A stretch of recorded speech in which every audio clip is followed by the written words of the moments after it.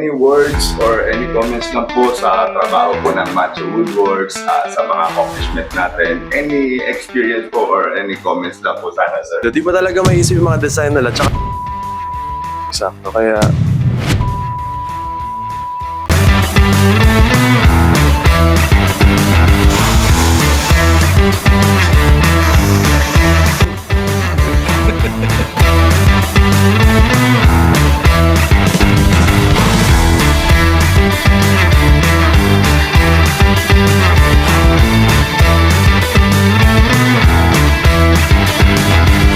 dito, pagka naboboring na tayo ng gusto, lalaban tayo ng competition, no?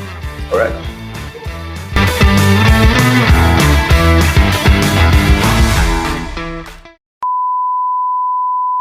Hey, what's up mga Kamacho Woodworks? No, welcome back sa channel natin. Medyo matagal-tagal tayong walang upload na naman at syempre, pagka ganyan tumatahimik tayo, meron tayong malakas na ilalabas. Kaya for today's video, iikot ko kayo dito sa project namin dito sa Plaridel, Bulacan. Nakaraan, meron na kaming project sa YouTube na title this is Plaridel, Bulacan din. So pangalawang project na namin dito sa Plaridel, Bulacan. At this time, medyo malaki yung project natin dito, no? Tsaka kakaiba yung mga design natin. Actually, itong mga ganitong design, black na countertop, first time lang natin, no, gumamit ng ganito. Sa black, usually gumagamit tayo granite, pero ito, sintered stone, sobrang medyo hindi ito basta-basta na ginawa. Medyo natagal lang kami dito sa project na to dahil sobrang mga details nito is talagang masyadong maraming komplikasyon. Dito, umpisahan natin dito syempre. Di ba? Nakagamit ulit tayo ng umangat na rin. May tawag dyan, nakalimutan ko lang. So, hindi ko na masyadong bubuksan yung mga cabinets, no? Kasi occupied na to, nakatira na sila, madam. Nakatira na yung mga client natin dito. Meron lang tayong ilang bubuksan. Ito, syempre, meron tayong bifold na merong pull-down mechanism. Tapos, meron ditong, kung okay itong ladder unit. Ayan. Syempre umiilaw, no? Para kita yung may mga gamit na hindi na natin bubuksan yung mga pintuan dahil loaded, pero loaded to lahat ng mga accessories, no? Halos lahat yan may mga accessories. Kompleto yan. Siyempre, baba na muna natin to. Ayan. Sa-isahin ko, hindi ko na may isa-isa rin sa inyo yung lahat ng mga item na ginawa natin. Pero sasabihin ko sa inyo na itong bahay na to, tatlo yung kitchen, no? Imagine niyo ba yung parang tatlo yung kitchen na ginawa natin dito. Meron tayong main kitchen, dirty kitchen, tapos meron pa tayo dun sa gazebo, no? Yung gazebo pwede natin puntahan, wala pa masyadong tao doon. Itong dirty kitchen, may mga clips naman kami, Sa taas niyan, may bilyaran, may dart. Noong nakaraan, may nais kami dito, may mga dinagdag kami project. Diyan kami pinag-stay ni Bossing. No? Maraming salamat sa client natin, sir. Hindi ko na po kayo i-mention. Alright? Confidential. Let's go. Tara punta tayo dito sa may gazebo. Dito nangyayari ang mga inuman. Meron tayong minibar dito. Shoutout sa clothing natin, Julian Noscal na Wisdom Custom. Alright, tara. Di ba? Tuloy po kayo. Pasok kayo sa ating gazebo. Ito yung gazebo. Ito yung ating bar. Dito nagaganap ang mga inuman. Siyempre, andyan maraming corona. Tsaka mga Pilpilsen. Kung pwede ba akong bumawas dyan, boss, baka naman. Tapos dito may court, may basketball court. Yung kami gumagawa nakaraan. Tapos sa taas merong bilyaran, Sobrang proud ako din sa project na to. Ang ganda ng mga color scheme, ang ganda ng mga pagkakagawa talaga. Talagang pinag-isipan to with the collaboration ng ating client. Actually, wala kami mga architect, mga interior designer. Si Madam ang magaling sa mga pag-decide ng mga kulay tsaka mga setup. Nagtulungan na lang kami para ma-come out namin yung design na ang ganda rin naman talaga ng pinalabasan. At saka ang galing nila mamili, Ang galing nila na mamili ng mga gamit na para dito. Tingnan mo naman to. Sobrang simple. Hindi na wala yung motif nung area. Tsaka para sila nagpa-interior decorate, no? Ang gaganda ng mga nila, ng mga decoration na ginamit dito sa bahay na to, no? So paano? Tara, balik tayo doon sa kitchen. Medyo mainit dito. Pinapawisan ang lolo niya. Let's go. Dito tayo daan. Ang laki nitong bahay na to, no? Sana all. Ito yung laundry. Ayan si Dawal. O, di ba? Merong dry and palyasi. Tapos ito yung dirty kitchen, ano? Alright.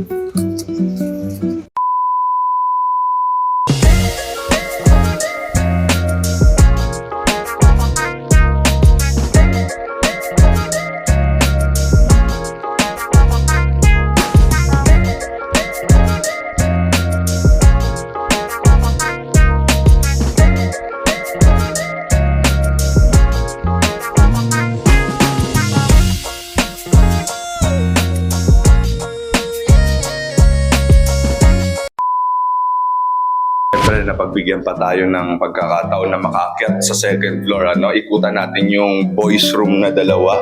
Tsaka tingnan pa natin kung alin pa yung mga pwede nating ikutan doon na ginawa natin dito. Ano? So, pagpasok mo ng bahay nila, so ito na kagad yung makikita niya na project natin. Meron tayong salamin na half moon, tapos dito yung lagayan ng calendar, syempre, tapos mga daily lang na mga tsinelas tsaka sapatos. Ano? Yan yung ating parang foyer, no? Dito sa... Syempre, may upuan pa dito. No, relax. So, let's go. Tara. O, tapos dito naman yung living area nila. No? Tingnan nyo naman kung gaano kaliwalas dito sa area na to. Syempre, meron tayong open below. Yan. Tapos may guardian sa ilalim ng hagdan. Meron tayong chessboard dito. Pagka naboboring na tayo ng gusto, lalaban tayo ng competition, no? Paupo dito. Baka bawal dito umapanaw. Joke na. Ito naman siguro, ano? Sarap naman ang ambience dito, no? Tapos malamig lang. Aircon lang lahat, no? Ganda nitong bahay na to. Alright, tara. Ayun, no? Ang maliwalas, oh.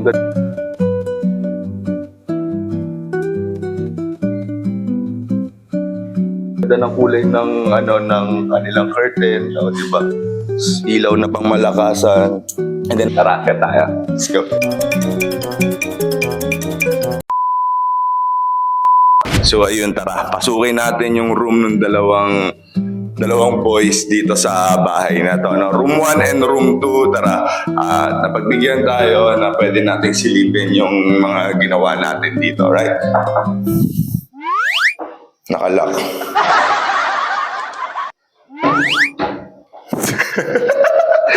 Paano kaya ito buksan? Ayan. Hello. Paano ito buksan? Ito na lang isa. Andito na. Hello po. Opo. Ayan, wow, ang linis na dito sa room. Tingnan mo yung setup natin dito. Ano? Pagpasok mo, yung closet hindi nakadikit. Ginawa natin siya ng hallway na nandito yung mga pinto, merong mirror, merong parang sarili siyang walk-in closet. And then, nandito, parang cladding na tong area na to. Ayan, check mo. And then, malaking desk. Medyo dark yung concept natin dito. So, ayan, extend na yan eh. Ang original niyan dito lang, nagdagdag ulit tayo kasi sobrang daming kailangan na mahabang desk ang kailangan ng bunso, no? Kasi may display cabinet. Tapos ito, may cladding dito, Yan, dyan sa area na yan. Yan yung likod ng closet, diba? Tapos, tara, silipin naman natin yung kabila, yung nakalock. Tingnan natin kung paano tayo makakapasok, Ito yung room number 2.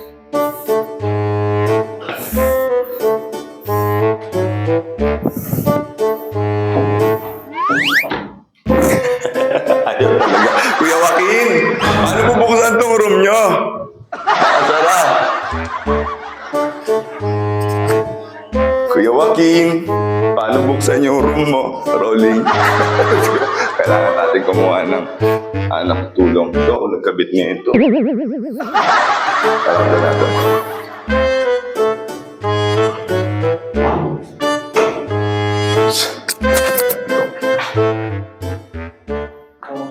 Ayaw? Ay, hindi po. Yung nga, wala siyang bata eh. Paano to? Ito. Sige daw, okay, okay. Okay. Ayan, maraming salamat po. Dahil siguro po kasi yung mga garden. Okay, thank you. Okay, tara, ganito lang. Sabi ko sa'yo, ganito yun kanina. Diba? Let's go. Tara, pasukin natin ang room ni Kuya Joaquin. Siyempre, meron siyang pangbaras dito, no? Hilig mag-workout si Kuya Joaquin, pares kami. Tapos, nasa pa mga ilaw nito. Wala masyadong ilaw. Tara, try natin magbukas na. Hold na yun. Alright. So, same concept. Ganun pa rin. Pagpasok dito, ito yung walk-in closet. Sliding yan. Di na natin siyempre bubuksan yan dahil may mga private na silang gamit yan. And then, meron din ulit ditong sliding na mirror. Tapos ganun ulit. Hindi siya nakadikit sa pader, no? Yung ating closet. Tapos ito yung kabila niya. May accent siya na ganyan. Alright. Ayan yung katabi ng bed niya. Siyempre, dito yung mga collection. Wow. Pwede kong silipin itong mga collection ni Kuya Joaquin, no? Baka pwede kaya ito lumabas sa video natin, hihingi natin ng permission, no? Merong mga, tawag dito. Ang ganda ng mga magnum ni, yung parang airsoft, Wow, ganda. Uy, may mga axe din siya. Pares kami ng collection, no? Mga airsoft, tsaka mga, mga axe. Meron akong Viking axe, meron din ako ng mga old guard axe. Kanya din, ang gaganda. Pares kami. Ito naman ito. Pero kaya pakilaman to. Huwag ko. Pakilamero tayo, no? Pero ang ganda ng mga collection ni Kuya Joaquin. Okay, ito yung kanya, nabirol mo ba to, Ken? Birol mo to na maganda, ha? I-birol mo yung natin. I-montage mo to ng malupet. Itong masimpleng setup ng test ni Kuya Joaquin, Alright. So, let's go. Ganda ng mga Super Sport 307. Super Sport.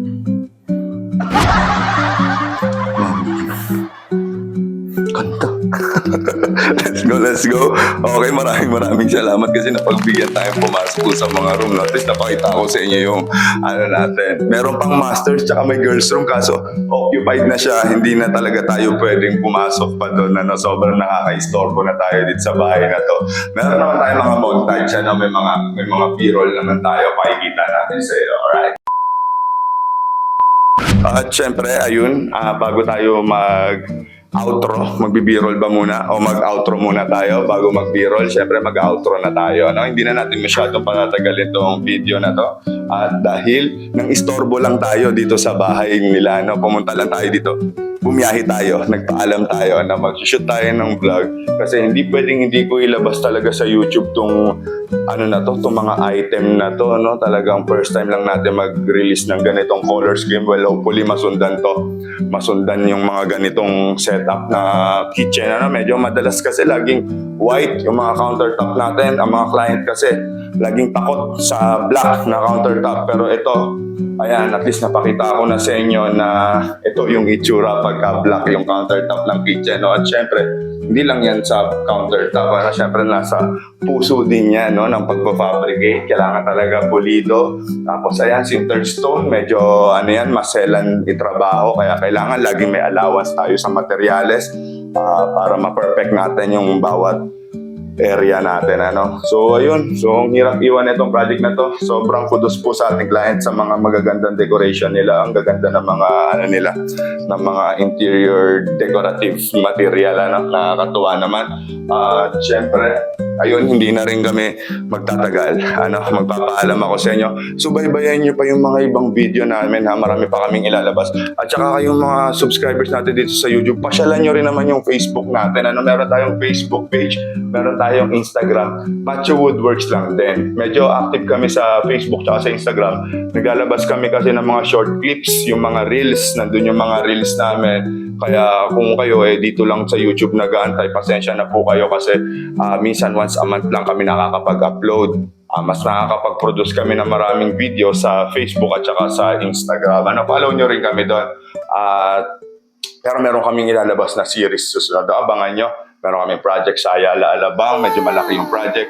Iba-vlog namin siya from the beginning, mula pagsusukat, mula hanggang production, sa shop, hanggang sa pag-install. Tapos hanggang doon hanggang matapos yung project, tatry namin na gawin yung best namin na ma-document yung buong project kasi isa sa mga big project namin yon. Gusto namin na may share sa inyo yung mga pangyayari doon.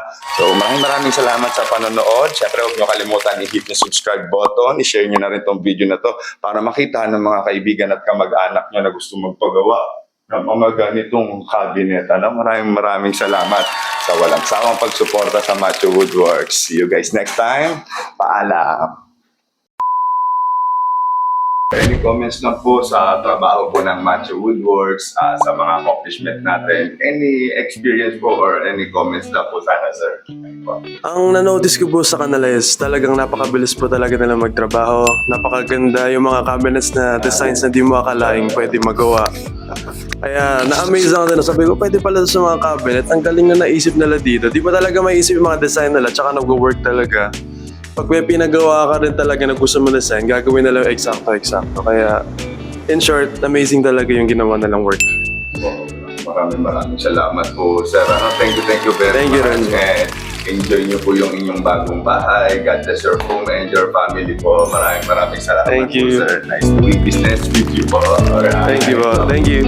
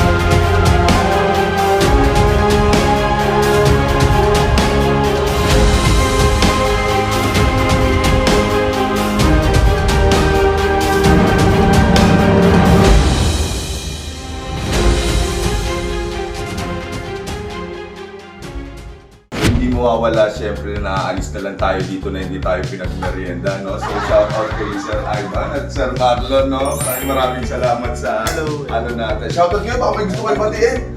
Wala? Okay, batiin ko. Ayan, food trip muna tayo, guys. Bago tayo, maraming salamat kayo.